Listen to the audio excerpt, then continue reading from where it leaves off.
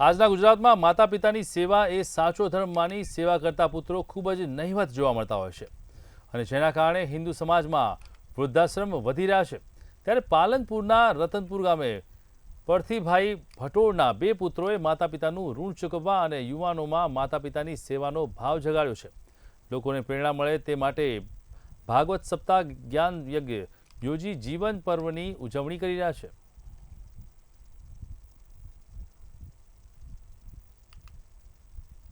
ઘણું બધું મળે છે।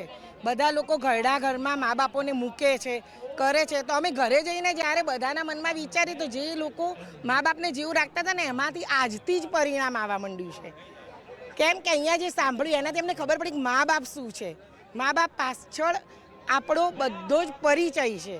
એટલે આ ભાગવત સપ્તાહ સાંભળી અને જે લોકો નહોતા સારું રાખતા એ પણ ઘરે જઈને પગે લાગવા માંડ્યા। પહેલાં તો બીજું કે પરથીબા અને રાજીબાનો જીવંત પર્વ નિમિત્તે જે ભાગવત સપ્તાહ રતનપુરમાં છે એમાં ખરેખર વસંતભાઈ અને જયેશભાઈને ઘણો આભાર કે આમાંથી સમાજ ઘણું બધું શીખે એવું છે।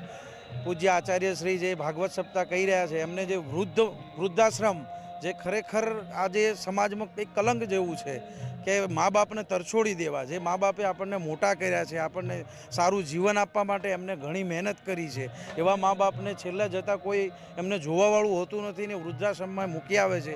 આ ખરેખર એક દુર્ભાગ્ય છે। પણ અત્યારનો સમય આજે જે રતનપુરમાં ભાગવત ચાલી રહી છે એમાં બહુ સારો ઉપદેશ શીખવા જેવું મળ્યું છે અને વધારે લોકો જ્યારે મા બાપોને ઘરડા ઘરમાં જવું પડે, ઉટલા અને રોટલા માટે ફરવું પડે, ત્યાં એ યુગની અંદર રતનપુર મુકામે બે યુવાનો માતા પિતાની હયાતીમાં એક સંદેશો આપી રહ્યા છે કે માતા પિતા થકી આપણે છીએ અને પૈસા ગમે એટલા કમાઓ, શિક્ષણ ગમે તેટલું મેળવો, પણ એક સમાજ વ્યવસ્થા ટકી રહેવી જોઈએ। ઘરડા ઘરનું હિન્દુ રાષ્ટ્રમાં નિર્માણ ન થવું જોઈએ।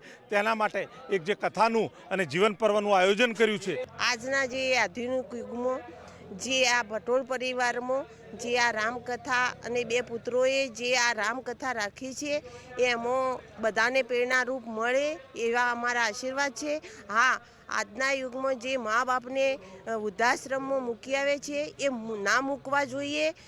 અમારા માતૃશ્રી રાજીબા અને પિતાશ્રી પરથીબાપાના જીવન પર્વ નિમિત્તે શ્રીમદ ભાગવત કથાનું આયોજન કર્યું છે।